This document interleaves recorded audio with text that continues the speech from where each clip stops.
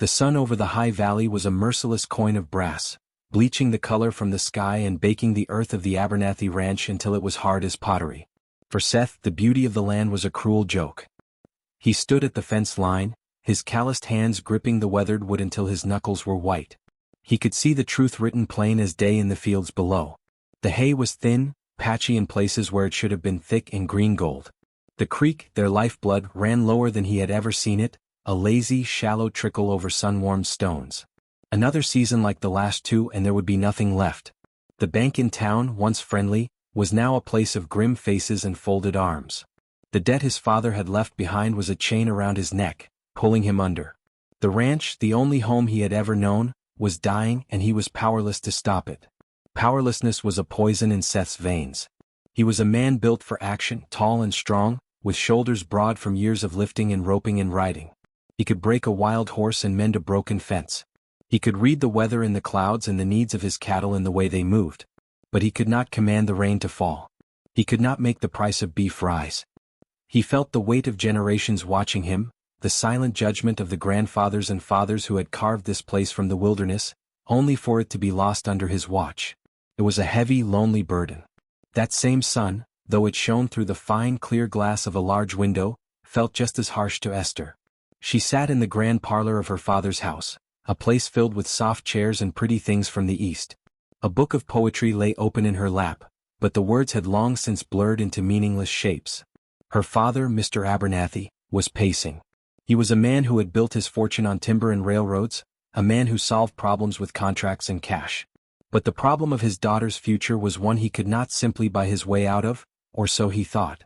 Esther's gaze drifted down to the polished wooden cane leaning against her chair. It was beautifully made, with a handle of smooth, carved cherry wood, but to her, it was a mark, a sign for all to see. A childhood fever had left her with one leg weakened, and while she could walk, it was with a slow, careful gait that required the cane's support. In the world of their small town, she was the crippled heiress. The young men who came to call were either fortune hunters, their eyes gleaming with the sight of her father's money, or they were pitying, speaking to her in the slow, loud tones one might use for a simple child. Their eyes would flicker to her cane and then away, as if they had seen something shameful. She felt like a porcelain doll on a shelf, valuable to look at but too fragile to be of any real use. She longed for a life of purpose, for someone to see the person she was inside, a woman with a mind full of stories and a heart full of love waiting to be given. But that hope felt as distant as the mountains on the horizon. It was this desperation on both sides that led Mr. Abernathy to make his fateful proposition. He sent for Seth, and the young rancher came, hat in hand, dust from his failing fields still on his boots. The meeting was not in the friendly kitchen over coffee, but in the formal study, a room that smelled of leather and old money. "Your father was a good man," Mr. Abernathy began, not unkindly. "I know he'd be proud of the fight you're putting up for that land." Seth just nodded, his jaw tight, waiting for the other boot to drop. "I'll be plain, son," Abernathy continued, leaning forward on his mahogany desk. "I can make your problems with the bank disappear. I can provide the funds not just to pay the debt but to buy new stock to sink a better well. Your ranch would not just survive, it would thrive." Seth's heart, which had been a stone in his chest, gave a single hard thump of hope. "And what would you want in return, sir?" he asked, his voice low. "A share of the profits? The land itself?" Abernathy shook his head. "No, not the land. I want your name." He paused, letting the words hang in the air. "I want you to marry my daughter, Esther. I want to know that when I am gone she will have a home, a good man, a protector. You give me your word you will be that man and the money is yours." The hope in Seth's chest shattered, replaced by a cold, sharp anger. He felt like a bull that had been roped and tied. He was being traded, his future, his freedom, bartered for like a side of beef. His pride screamed in rebellion. A rancher's wife needed to be strong, to be able to carry water, to help with the calving, to stand steady in the wind and the weather. He pictured the quiet, delicate girl he'd sometimes seen in town, always with that cane, and a wave of resentment washed over him. He would be chaining himself to a burden, trading his life's work for a lifetime of duty and care. It was not a partnership, it was a sentence. He looked from Mr. Abernathy's determined face to the window, out towards his dying land. He saw the ghost of his father's smile, the memory of his mother singing in the ranch house kitchen. He saw it all crumbling to dust.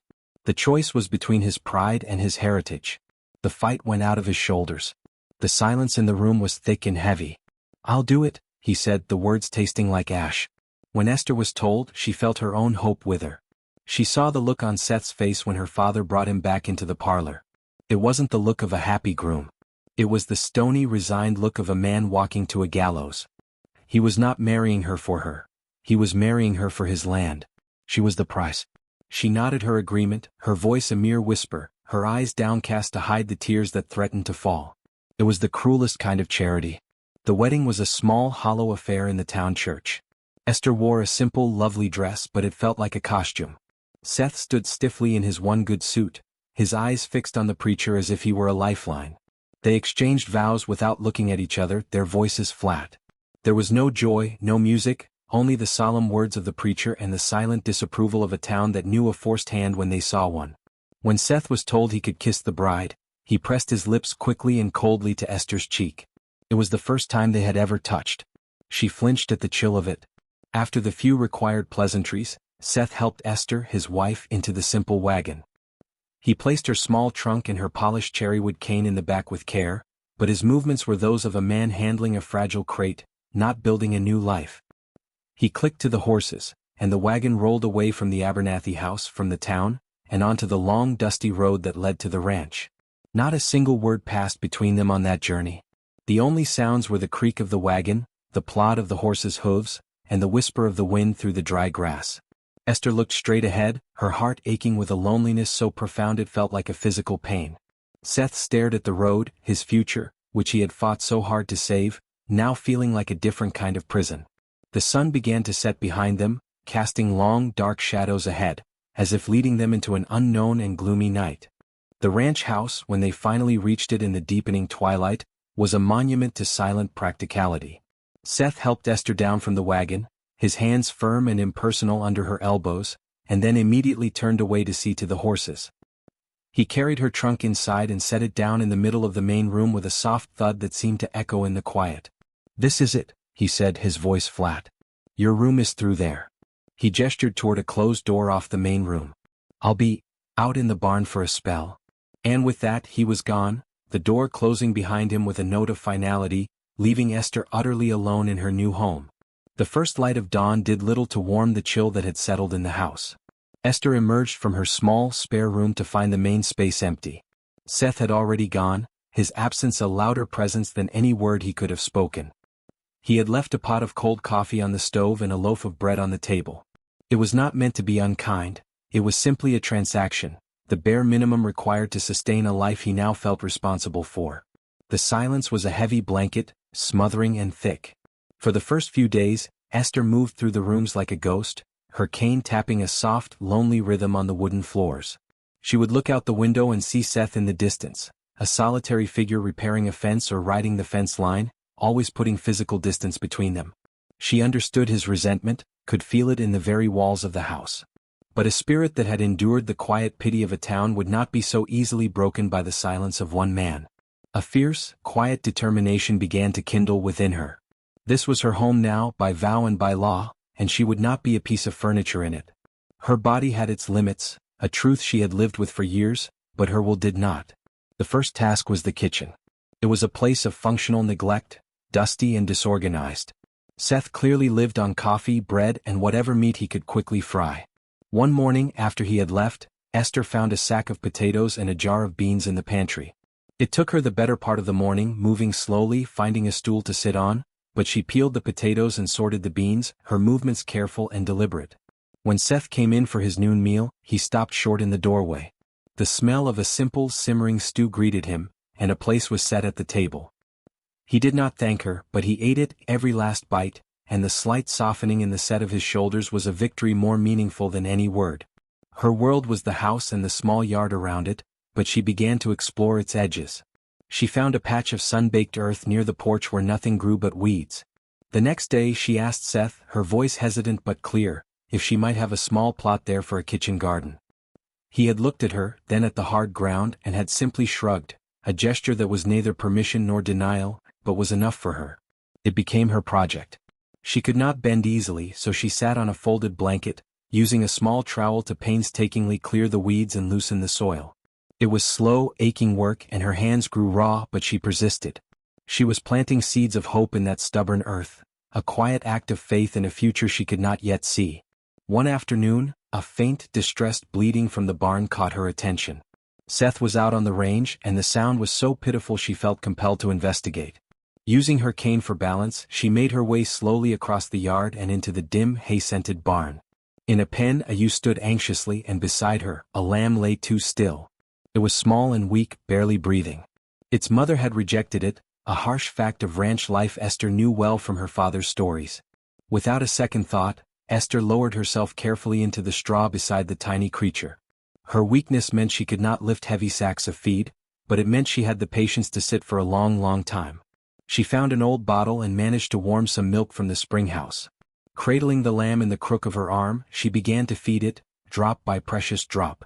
Her voice, which had been so silent in the house, found its way out in a soft, soothing stream of words, comforting the helpless creature. This was how Seth found her hours later. He had returned, tired and dusty, and had followed the sound of a gentle voice into the barn. He stood in the shadows, unseen, and watched. He saw Esther, her face serene in the slanted light from the window, the weak lamb now standing on wobbly legs, nudging at the bottle in her hand. She had saved it. Not with strength, but with a gentle persistence he had never witnessed.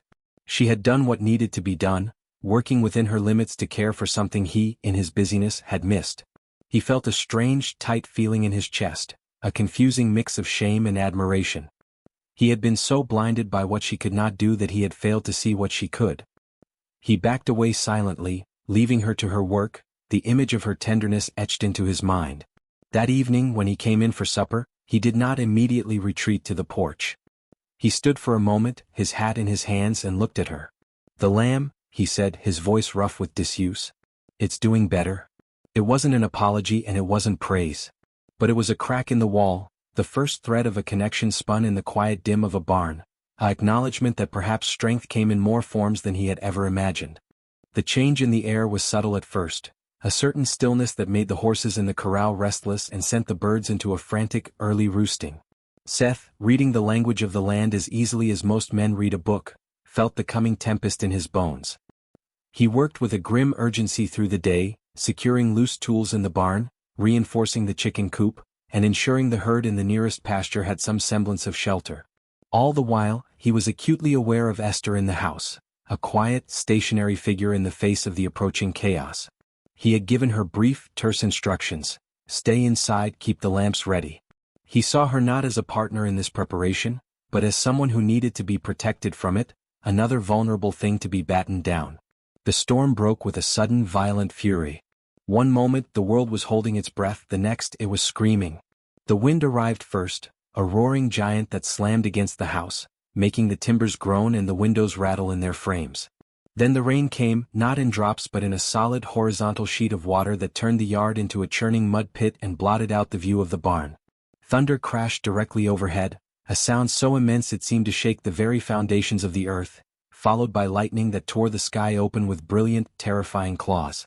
Seth, having done all he could outside, stood by the window, his face etched with worry for his land and his livestock. It was during a momentary lull in the thunder that they both heard it, a high, shrill, panicked whinny from the barn, followed by the frantic sound of hooves pounding against wood. It was his prized stallion, a high-strung animal named Titan, who was terrified of storms. "I have to see to the horse," Seth shouted over the howl of the wind, grabbing his oilskin coat. "He'll hurt himself in that stall." He plunged out into the maelstrom, the door slamming shut behind him, leaving Esther alone with the crashing symphony of the storm. Fear was a cold knot in Esther's stomach, but it was a fear for Seth, for the animals, for this place that was slowly becoming her home. She prayed, her lips moving silently, her hands clenched tightly in her lap. Then, another crash of thunder was met with an even more desperate scream from the stallion, and the sound of splintering wood. She could not sit still. Picking up her cane, she moved to the door. The wind nearly tore it from her grasp as she opened it.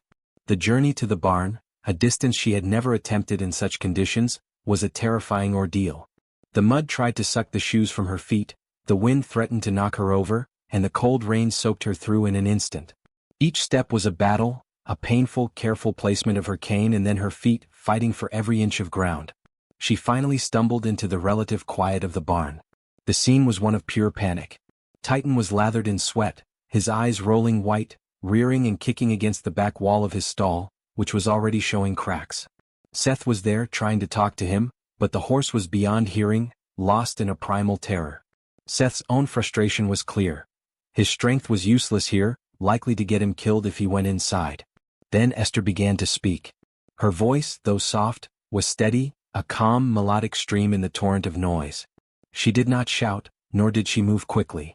Leaning heavily on her cane, she moved slowly along the outside of the stall, speaking to the horse not as a frightened beast, but as a frightened soul. Be still, she soothed, her words a gentle command. The noise cannot hurt you in here. You're safe. Be still.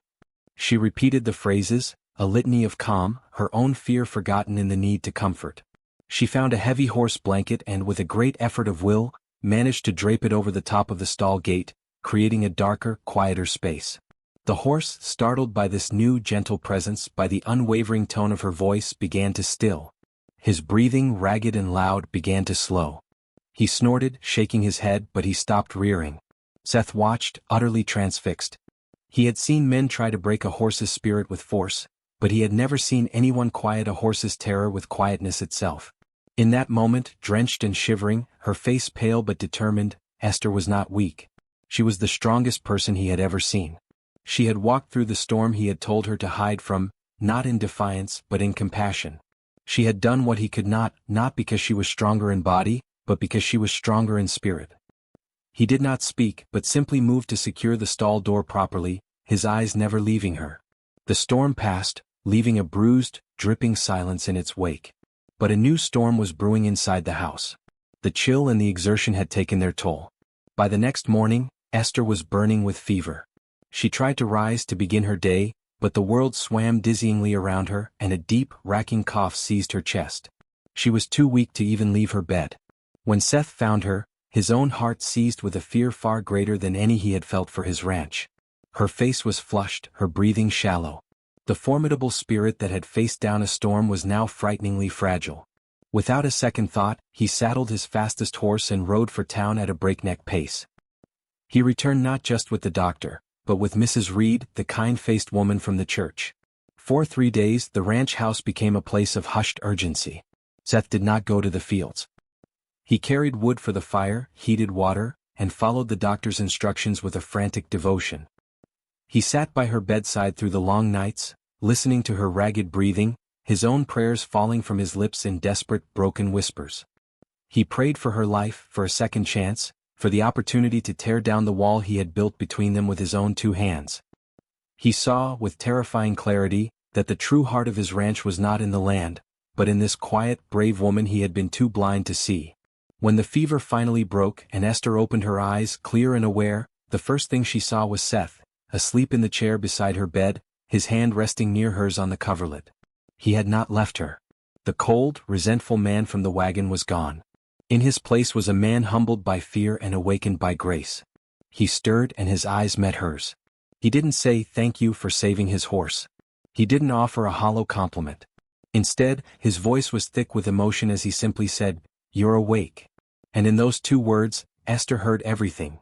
His fear, his relief, and the shattering of the silence that had held them prisoner for so long.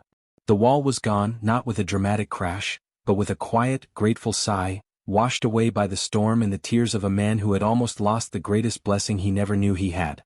The silence that returned to the ranch house after Esther's recovery was of an entirely new kind. It was not the cold, hollow silence of 2 strangers sharing a roof, but a quiet, peaceful stillness, like the calm after a long and arduous journey. The air itself seemed easier to breathe, the sunlight that streamed through the windows felt warmer, and the very walls seemed to hold a new, gentle energy. Seth no longer left the house at first light as if fleeing a prison. Instead, he would linger over his morning coffee, his gaze often resting on Esther as she moved about the kitchen, her cane tapping a soft, familiar rhythm that was now a comfort to him, a sound of home.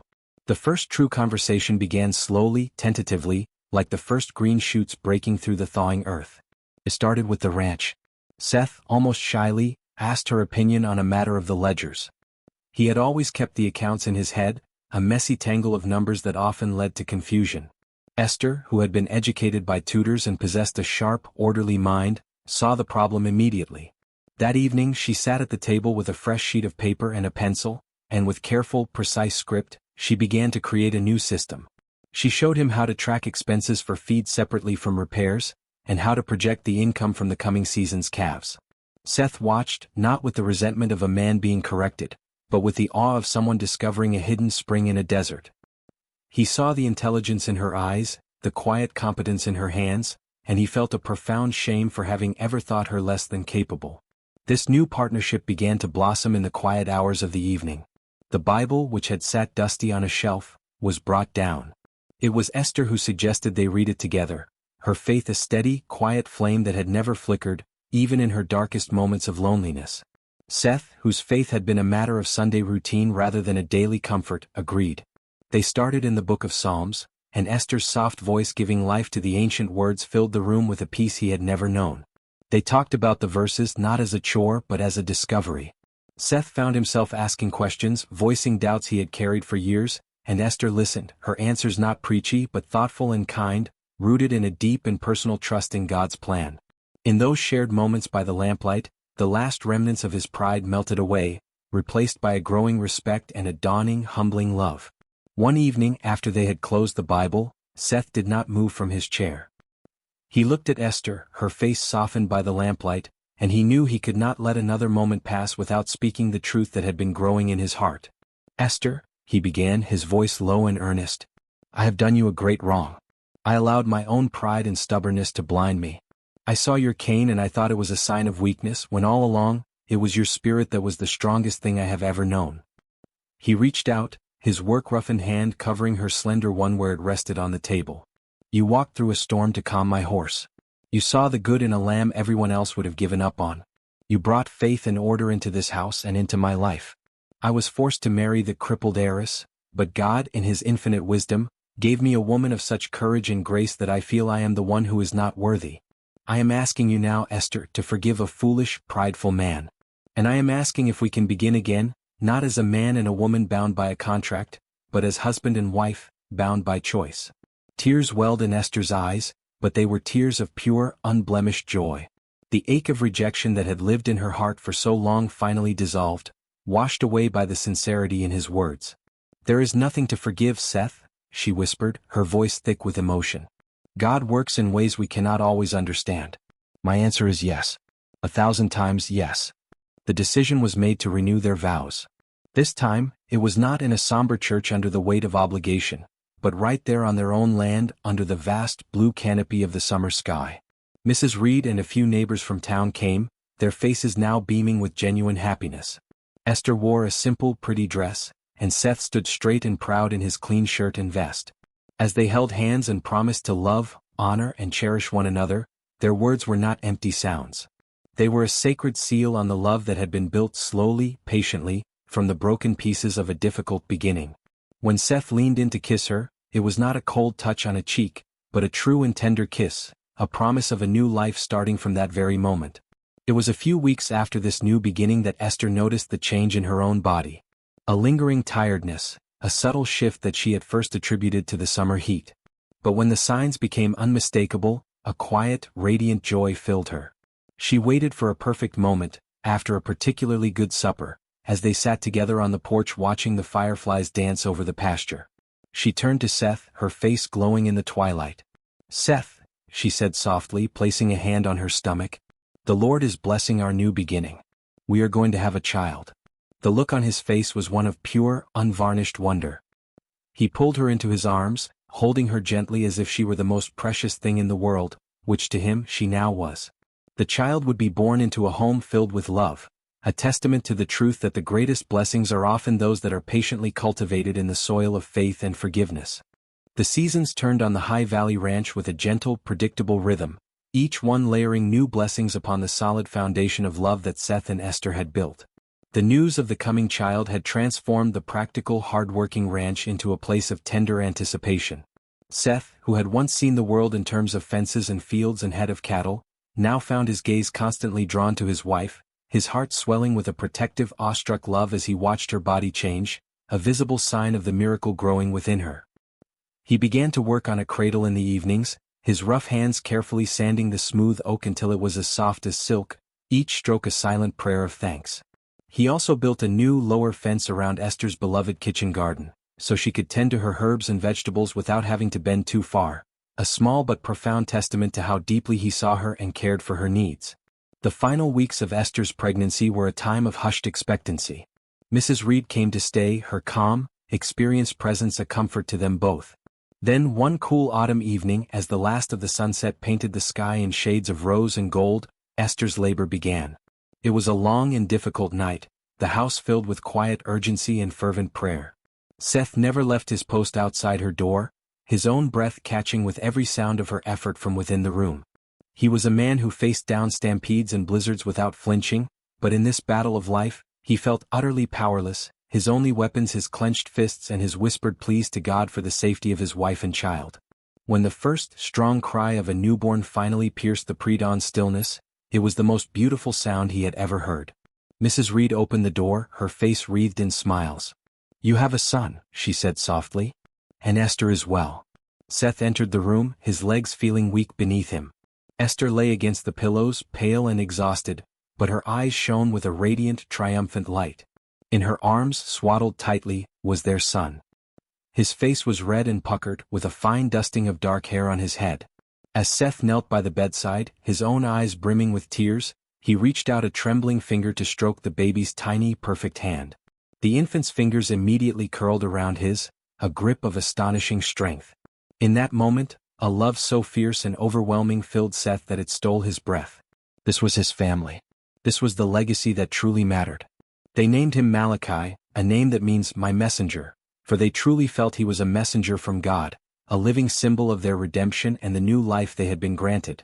As Malachi grew from a helpless infant into a chubby-legged toddler, the ranch seemed to bloom with a new kind of joy. Seth was a devoted father, his stern rancher's demeanor melting into silly games and gentle cuddles. He would carry Malachi on his shoulders as he did his evening checks on the livestock, pointing out the horses and the new calves, the little boy's laughter echoing across the land. Esther, watching from the porch, her heart full to overflowing, saw the man her husband had become. A man of patience, of gentle strength, of deep and abiding faith. One such evening, as the three of them sat together on that same porch, watching the stars begin to pepper the vast, darkening sky, Seth put his arm around Esther, pulling her close. Malachi was asleep in her arms, his head resting trustingly on her shoulder. The ranch around them was peaceful and prosperous, a testament to their shared labor and God's provision. Seth looked at his wife, her face illuminated by the soft light from the window, and then at his sleeping son. The memory of that bitter, resentful man who had driven a stranger home in a silent wagon felt like a story about someone else, a ghost from a past life. "They forced me to marry a crippled heiress," he said, his voice soft and thick with emotion. "But they were blind. They only saw a weakness. God, in his infinite wisdom, saw the key to my own heart.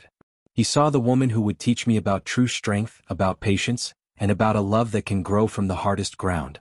He gave me you, Esther. And in giving me you, he gave me everything." Esther leaned her head against his shoulder, a single tear of pure happiness tracing a path down her cheek. It was not a tear of sadness, but of a joy so complete it had to overflow. They had walked through the valley of rejection and loneliness, but they had emerged into the sunlight of a love that was deeper and stronger for having been tested. Their story was not one of a convenient arrangement, but a divine tapestry woven with threads of hardship, faith, and forgiveness, creating a picture of a forever after that was more beautiful than either of them could have ever dreamed on that long-ago wedding day. Their love was a testament to the truth that God's plans, though sometimes mysterious, are always good. We hope you were blessed by the story of Seth and Esther. If you enjoyed this tale of faith, redemption, and love that blossoms from a difficult beginning, please consider following our channel for more stories that uplift the spirit and remind us of the power of God's grace in our lives. Your support helps us share more messages of hope and love. Thank you for watching, and may God bless you and your family.